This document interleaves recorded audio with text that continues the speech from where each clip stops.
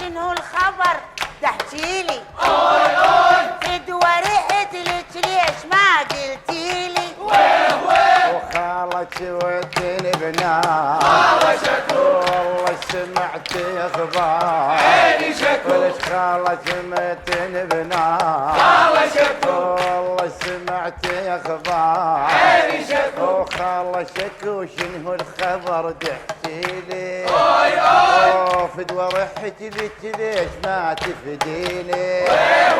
ويوم المبارك عيني وانسى العشيق لا اشوفك عيوني ولا احتريك يوم المبارك عيني وانسى العشيق لا اشوفك عيوني ولا احتريك ما يهمني خله يروح ولك ترتاح بين الروح عيني شكو يهمني خله يروح